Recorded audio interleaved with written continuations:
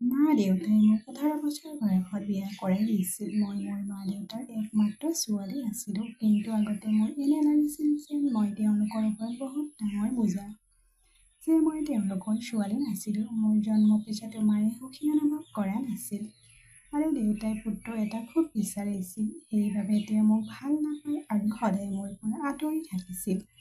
হৃদয়ৰ পৰা মোক ভাল নাপালে, আনকি তেওঁ মোক নিজৰ বুলিও নাভাবিছিল আৰু আগতে মোৰ ওপৰত বহুত খং কৰিছিল।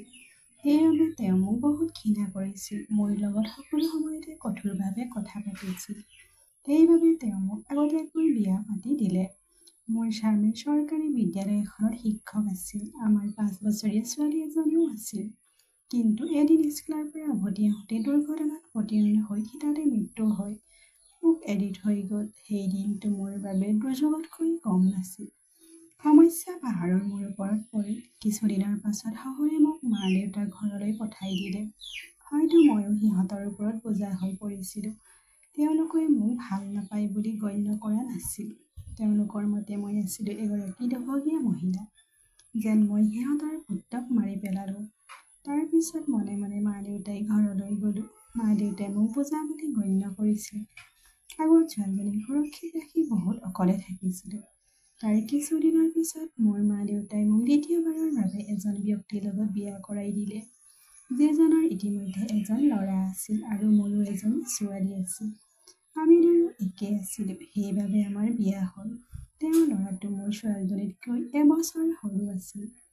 ল'ৰাৰ নাম অভি আৰু মোৰ ছোৱালীৰ নাম দিতি। আমি একেলগে সংসাৰ আৰম্ভ কৰিছিলোঁ আৰু এনেকৈ সময় পাৰ হৈ গ'ল। দিতি বয়স 17 বছৰ হ'ল আৰু অলপ পিছতে পিতৃৰ মৃত্যুৰ সময়ত অভি বয়স আছিল 16 বছৰ। তেওঁ এই পৃথিৱীখন এৰি থৈ গ'ল। তাৰ মানে মোৰ দ্বিতীয় স্বামীও আমাক চিৰদিনৰ বাবে এৰি থৈ গ'ল।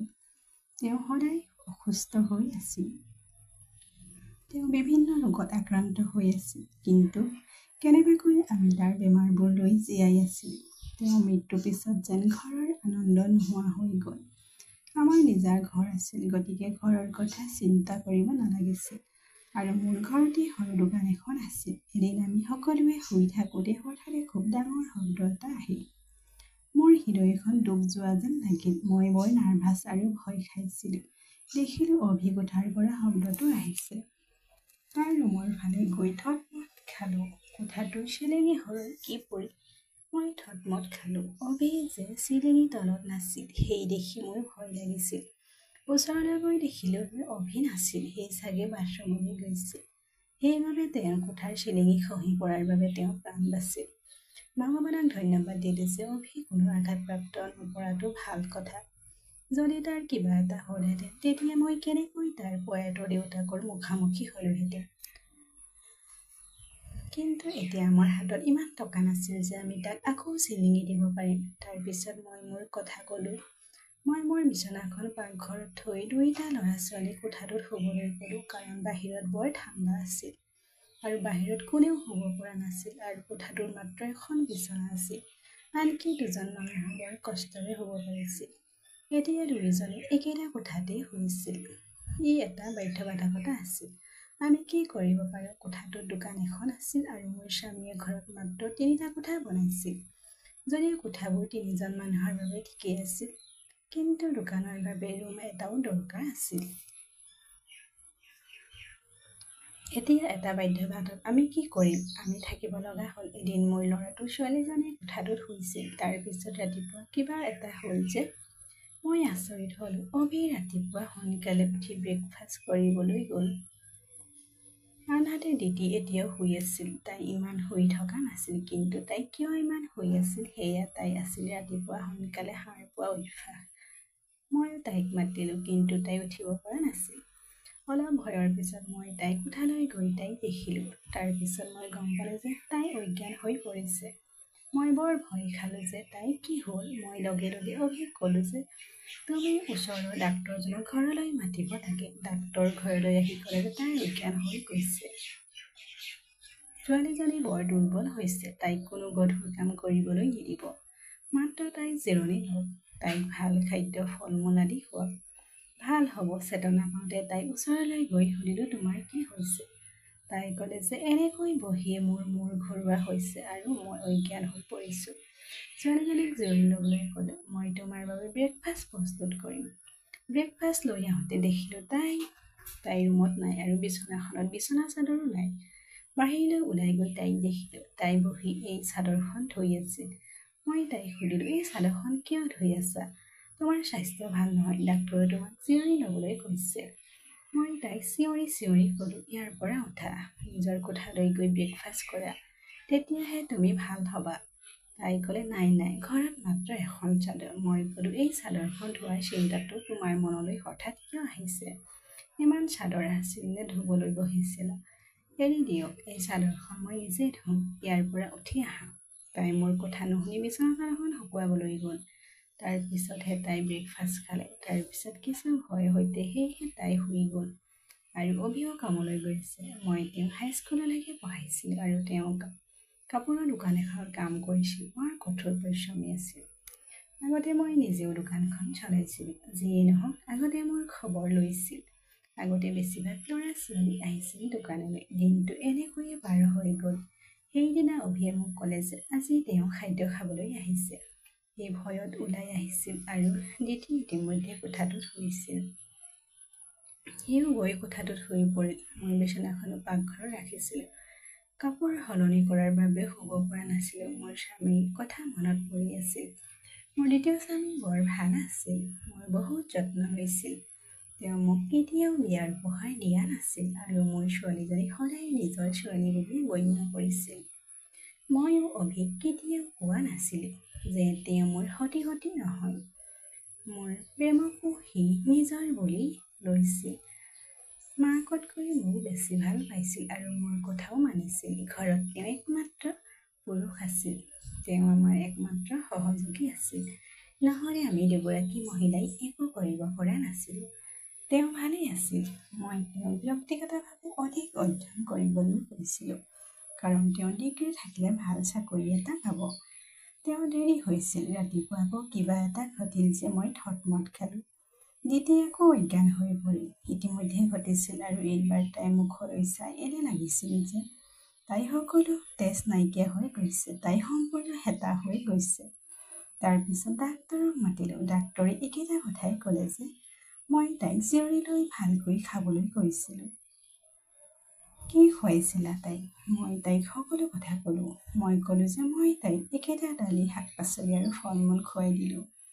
মই তাইক গোটেই দিনটো কোনো কাম কৰিবলৈ নিদিলোঁ। তেতিয়া ডাক্তৰে ক'লে যে তাই আকৌ কেনেকৈ ইমান দুৰ্বল হৈ পৰিল। এই কথাটো আপুনি গুৰুত্ব সহকাৰে লোৱা উচিত, নহ'লে আপোনাৰ ছোৱালীৰ জীৱন বিপদত পৰিব পাৰে। কাৰণ হঠাৎ এনেদৰে অজ্ঞান হৈ কেইবা ঘণ্টা ধৰি অচেতন হৈ থকাটো সাধাৰণ কথা নহয়। ডাক্তৰে সকলো কথা ক'লে আৰু কিছু ভয়ৰ অন্তত তেওঁ গুচি গ'ল। তাৰপিছত দিতিৰ চেতনা ঘূৰি আহিল। মই তাইক ক'লোঁ যে তুমি যদি পুনৰ কিবা এটা কৰা তেন্তে মই আচৰিত নহওঁ। কিন্তু কিছু ভয়ৰ অন্তত যেতিয়া মই আকৌ তাইৰ ৰুমলৈ গ'লোঁ, তাই কি কৰি আছে দেখি মই আচৰিত হ'লোঁ। তাই আকৌ বেডশ্বীটখন ধুই আছিল। এইবাৰ মই তাইক দূৰৰ পৰা চাই আছিলোঁ, কাৰণ তাই যি কৰি আছে সেয়া সাধাৰণ নাছিল। তাই অচেতনৰ পৰা উঠি বিচনা চাদৰখন ধুবলৈ আৰম্ভ কৰিছিল। কি হৈ আছিল? তাই এই সকলোবোৰ কি কৰি আছিল? মোৰ ল'ৰাটোৱে তাইৰ কোঠাত শুবলৈ আৰম্ভ কৰাৰ পৰা তাই এই কাম কৰি আছিল আৰু তেতিয়াৰ পৰা অজ্ঞান হৈ পৰিছিল। কিয় দিনক দিনে মোৰ ছোৱালীজনীৰ স্বাস্থ্য অৱনতি ঘটিছিল। মই কান্দি কান্দি থাকিলোঁ আৰু ভাবি থাকিলোঁ কি হৈছে। এগৰাকী নাৰীয়ে সন্তান জন্ম দিলে দুৰ্বল হৈ পৰে। তাই যেতিয়া এই কামটো কৰে, তাইৰ মাজত একেবাৰে শক্তি বাকী নাথাকে। কিন্তু সৰু ছোৱালীবোৰ এনেকৈ অজ্ঞান হ'বলৈ ধৰিলে এইটো কোনো স্বাভাৱিক কথা নাছিল। ঠিক পিছদিনা তাই বেডশ্বীটখন ধুই বেডশ্বীট শুকুৱাই লৈছিল। তাইও ইফালে সিফালে চাই আছিল যে মই তাইক দেখা নাই। মই পাকঘৰৰ খিৰিকীৰে এই সকলোবোৰ চাই আছিলোঁ। ময়ো তাইক অনুভৱ কৰিবলৈ নিদিলোঁ যে মই তাইক চাই আছিলোঁ। কিন্তু মোৰ ছোৱালীজনী কি কৰি আছিল? তাই আকৌ আহি শুই পৰিল বিচনাখনত। উঠি তাইৰ ওপৰত চাদৰখন আৰু বেছিকৈ লৈ গ'লোঁ, যাতে মই একো দেখা নাপাওঁ। মই নাজানিলোঁ যে তলত চাদৰ আছে নে নাই। মই তাইক ব্ৰেকফাষ্ট দি ঔষধ দিলোঁ। দোকানখন ভাল নহয়। কোনো ডাঙৰ গ্ৰাহক আমাৰ দোকানলৈ নাহে, কেৱল সৰু ল'ৰা ছোৱালীহে। মৰ্টন টফি কিনিবলৈ আহিছিল, যিয়ে 10-20 টকা দি আঁতৰি যায়। সি কেনেকৈ কাম কৰিবলৈ যোৱা নাছিল। মই কেতিয়াও বৰ চিন্তিত নাছিলোঁ, কিন্তু মই এই কথা মই ল'ৰা-ছোৱালীক ক'লোঁ। অভিকো মই একো কোৱা নাছিলোঁ, কাৰণ তেওঁ ইতিমধ্যে কাম কৰি আছিল। এতিয়া মই যদি এনেকুৱা পৰিস্থিতিত এই কথা ক'লোহেঁতেন, তেন্তে তেওঁ আৰু বেছি চিন্তিত হৈ পৰিলেহেঁতেন। কিন্তু মই নিজেও বহুত চিন্তিত হৈ পৰিলোঁ। তাৰ ওপৰত ডাক্তৰে ছোৱালীজনীক ভাল খাদ্য খুৱাবলৈ কৈছিল, কিন্তু ঘৰত দালি-ৰুটিৰ বাহিৰেও খাদ্য নাছিল। মই পৰ্যাপ্ত ধন উপাৰ্জন কৰিব পৰা নাছিলোঁ আৰু ঘৰৰ খৰচ চম্ভালিবলৈ বৰ কষ্টৰ হৈ আহিছিল। যদিও এদিন বৰ আচৰিত কিবা এটা ঘটিল। মোৰ ল'ৰা অভি আৰু গীতিয়ে কিবা এটা কথা কোৱা শুনিলোঁ, যিটোৱে মোক সম্পূৰ্ণৰূপে স্তম্ভিত কৰি তুলিলে। এই কথাটো ময়ো বুজিব পৰা নাছিলোঁ। মোৰ ল'ৰাটোৱে ক'লে যে আপুনি ইতিমধ্যে আপোনাৰ স্বাস্থ্য নষ্ট কৰি পেলাইছে। এইদৰে কাম নহ'ব। যদি আপুনি ইমান বিপদৰ সন্মুখীন হৈছে, তেন্তে আমি এই সকলোবোৰ কৰিব নোৱাৰোঁ। মোৰ ছোৱালীজনীয়ে ক'লে যে নাই, মই এই কামটো কৰিব লাগিব। এনে সুযোগ বাৰে বাৰে পোৱা নাযায়, আৰু মই কেনেকৈ গম পালোহেঁতেন যে এই সকলোবোৰ মোৰ লগত হ'ব। মই নাজানিছিলোঁ যে মোৰ ইমান শক্তি নাই। মোৰ ল'ৰাটোৱে কৈছিল যে এতিয়া তুমি গম পাইছা যে মই তোমাৰ জীৱনত বাজি পেলাব নোৱাৰোঁ। তেতিয়া মোৰ ছোৱালীজনীয়ে ক'লে যে নাই, মাত্ৰ 2-4 সপ্তাহ কথা, তাৰ পিছত এই সুযোগ নাপাব। এই সকলোবোৰ কি হৈ আছিল? এই দুজনে কি কথা পাতিছে মই বুজিব পৰা নাছিলোঁ। ৰাতিপুৱা মোৰ ছোৱালীজনীয়ে আকৌ বিচনা চাদৰখন ধুই বিচনাত শুকুৱাই দিলে, আৰু তাই এফালে থিয় হৈ বমি কৰি আছিল। মই ক'লোঁ, তোমাৰ কি হৈছে? তাই ভয় খাই কান্দিবলৈ ধৰিলে। হঠাৎ মোৰ হৃদয়খন বিচলিত হৈ পৰিল। মই ক'লোঁ, কি ক'ব বিচাৰিছা যে তোমাৰ হৃদয়খন বেয়া হৈ গ'ল? এনেকৈ কি কৰি আছা আৰু কিয় বাৰে বাৰে বিচনা চাদৰখন ধুইছা? কি লুকুৱাই আছা? যদি মই গম পাওঁ, তেন্তে তুমি এনেকুৱা কাম কৰিছে যিয়ে মোৰ আৰু আপোনাৰ সুনামত কলংকিত কৰিব, তেন্তে মই আপোনাক কেতিয়াও ক্ষমা নকৰোঁ। মোৰ ছোৱালীজনীয়ে থতমত খাই ক'লে, মা, কেনেকুৱা কথা কৈছা? তেনেকুৱা একো নহয়। আপুনি যি ভাবিছে বা কোনোবাই মোৰ বিৰুদ্ধে কাণ ভৰাইছে, তেন্তে আপুনি এনেকুৱা কথা কৈছে। মই কিয় এনেকুৱা কৰিম? আৰু এই চাদৰখন যদি মই তাইক দি দিছোঁ, তেন্তে কি হ'ল? চাদৰখন তিতি গৈছিল, সেইবাবে মই তাইক দিলোঁ। জানেনে যে মোৰ বহু দিন ভাল নহয়, গতিকে ঔষধ খোৱাৰ বাবে মোৰ পেটটো বেয়া হৈ যায়। যদি মই বমি কৰোঁ, তেন্তে হয়, আন একো মানে নহয়। মোৰ ছোৱালীজনীয়ে মোৰ লগত এনেকৈ কথা পাতি আছিল। মই তাইৰ মুখত চৰ মাৰিলোঁ। তাই মাটিত পৰিল। তাৰ পিছত হঠাৎ অভিও আহিল। সি ক'লে যে মা, কি কৰি আছা? কিয় তাইৰ ওপৰত হাত দাঙিলা?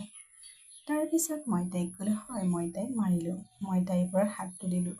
মই এই কামটো বহু আগতে কৰা উচিত আছিল, কিন্তু মই সম্পূৰ্ণকৈ কথা পাতিবলৈ এইখিনি পোৱা নাই। আজি মই জানো যে তোমালোক দুয়োৰে ডাঙৰ মানুহ। তাই ডিঙত চাওক। এতিয়া মই নিজেও গম পোৱা নাছিলোঁ যে মোৰ কি হৈছে। মোৰ হৃদয়ত যিয়ে নহওক কিয়, মই এইখিনি কথাই কৈ আছিলোঁ, যিটো মই এনেকৈ কৰা উচিত নাছিল। ৰাতি হঠাতে মোৰ চকু দুটা মেলিল আৰু মই দেখিলোঁ যে মোৰ ল'ৰা-ছোৱালী কোঠাত লাইটটো জ্বলি উঠিছিল। সেই সময়ত তেওঁ কি কৰি আছিল? তেওঁ এই সময়ত শুই থকা উচিত, আৰু তেওঁ মোক সন্ধিয়া কৈ আছিল যে আজি আমি সোনকালে শুম। মই তেতিয়া কোঠাটোৰ ওচৰলৈ গ'লোঁ। তেওঁ কেৱল সাৰ পোৱা নাছিল, কথাও পাতি আছিল। তেওঁ কিবা এটা কথাত বৰ সুখী হৈ পৰিছিল যে মোৰ ল'ৰাটো কৈ আছিল যে তুমি বৰ ভাগ্যৱান। তেতিয়া ছোৱালীজনীয়ে ক'বলৈ ধৰিলে যে হয়, মোৰ ভাগ্য ভাল, কিন্তু কাইলৈ আকৌ যেতিয়া মোৰ স্বাস্থ্য অৱনতি ঘটিব, মায়ে মোক দেখি বৰ বেয়া পাব। কিমান দিনলৈ এনেকৈ মিছা কথা ক'বা? ল'ৰাটোৱে ক'লে, আৰু কেইদিন ৰ'বা, তেতিয়া সকলো ঠিকেই হ'ব। মই তেওঁলোকৰ কথা শুনি থতমত খালোঁ। আজি মই প্ৰতিহত কৰিব নোৱাৰিলোঁ। কোঠাটোৰ দুৱাৰখন খুলিবলৈ চেষ্টা কৰিলোঁ। মই থতমত খালোঁ। ভিতৰৰ পৰা দুৱাৰখন কিয় তলা মাৰিলে? ভিতৰৰ পৰা দুৱাৰখন তলা লগোৱাৰ কাৰণ কি আছিল?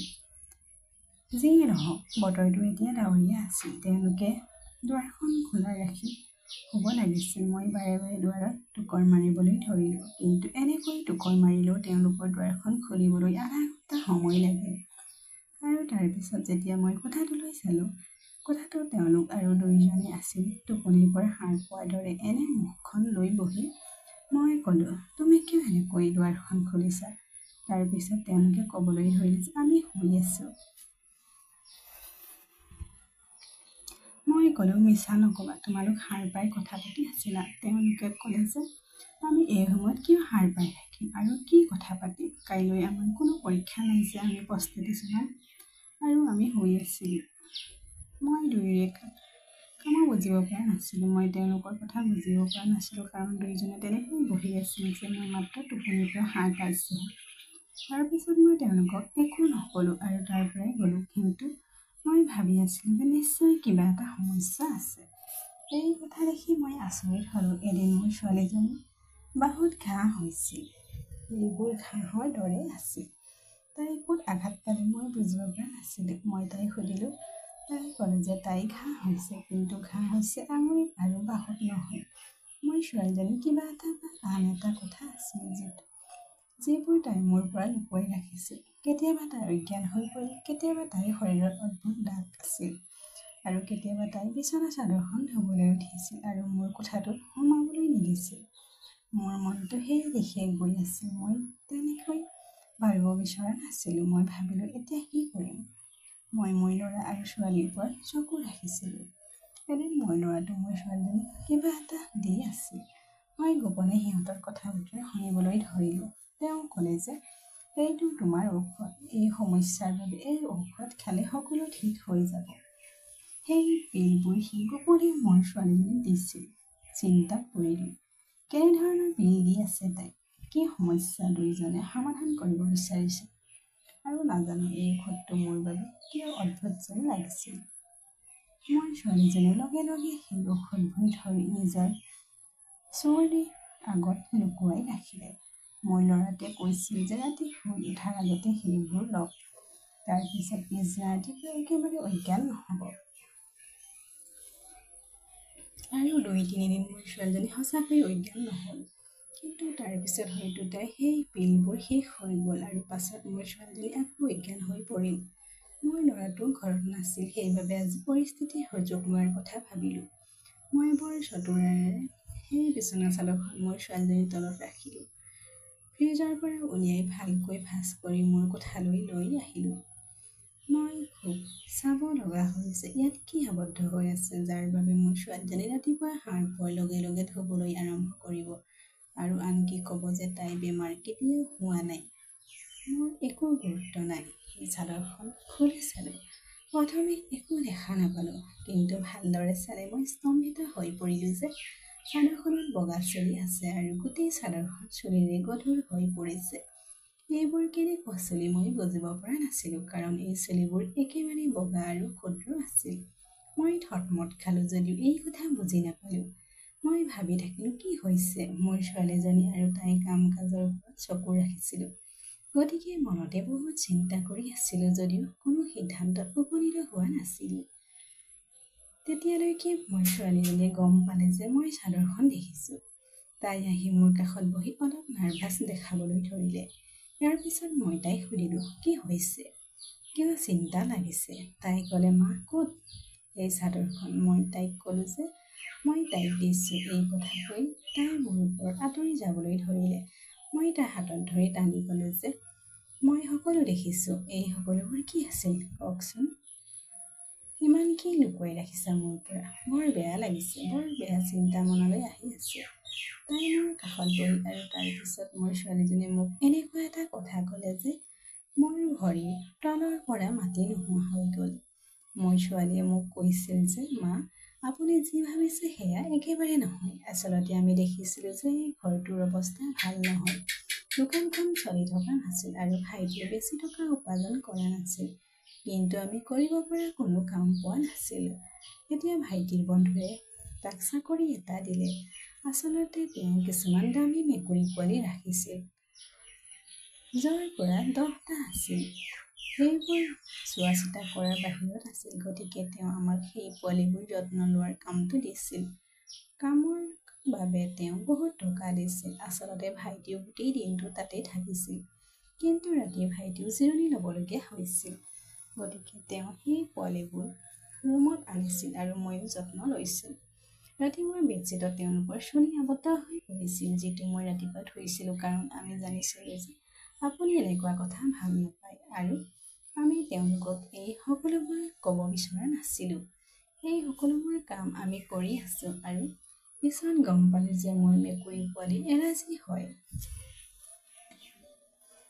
যাৰ বাবে মই ৰাতিপুৱা অজ্ঞান হৈ পৰিছিলোঁ। ভাইটিয়ে মোৰ বাবে অনা ঔষধবোৰ এই বস্তুটো আছিল, যাতে মোৰ এলাৰ্জি কমাই দিয়ে।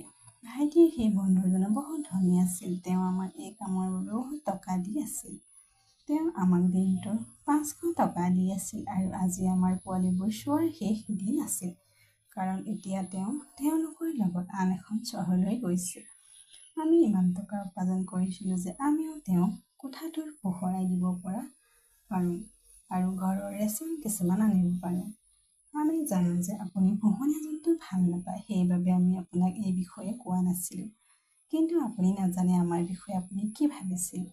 আপুনি আমাক ইমান সন্দেহ কৰিছিল। আপুনি আমাৰ ভাইটিৰ বিষয়ে কোৱা কথাবোৰ আমাৰ হৃদয়খন কাঁড়ৰ দৰে পিন্ধিলে। মই জানো যে তেওঁ মোৰ ভাইটি।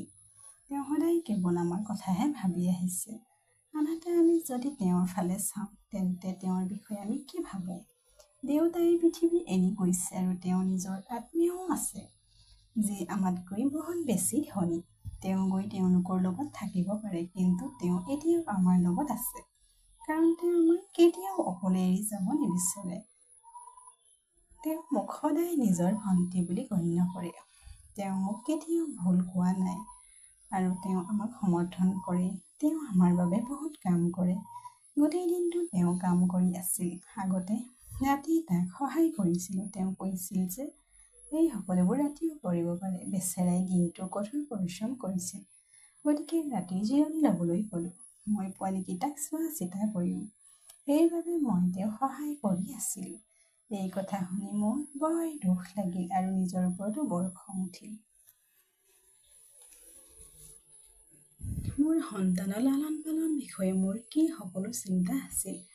মই ল'ৰা-ছোৱালী লালন পালন কথা ভুলকৈ ভাবি আছিলোঁ। ল'ৰা-ছোৱালীবোৰ তাতকৈ বহুগুণে ভাল। মই সিহঁতৰ ডাঙৰ হোৱা ইমানবোৰ ভুল কথা ভাবিছিলোঁ যে মই ভাবিব নালাগিছিল। আমি এই কথা অভিক কোৱা নাছিলোঁ। নীতিয়েও তাক একো কোৱা নাছিল, যিহেতু মই সকলো কথা জানিব পাৰিলোঁ, কাৰণ এতিয়া এই কথাটো যিয়ে নহওক শেষ হৈ গ'ল আৰু মই তেওঁৰ চকুত আমাৰ কৰিব খোজা নাছিলোঁ। কিছুদিনৰ পাছত অভি কোঠাটোৰ চিলিঙিখন লগাই দিলে আৰু এতিয়া আমাৰ ঘৰৰ ৰুমটো ঠিক হৈ গ'ল। লাহে লাহে আমি বহুত কষ্ট কৰিলোঁ। মোৰ ছোৱালীও ঘৰতে ল'ৰা-ছোৱালীক টিউচন দিবলৈ আৰম্ভ কৰিলে। আমাৰ অৱস্থা আগতকৈ ভাল হ'বলৈ ধৰিলে। লাহে লাহে ভাল হৈ আহিল যে আমাৰ ঘৰত কোনো অভাৱ নাছিল। জীৱনে মোৰ বহুত পৰীক্ষা ল'লে।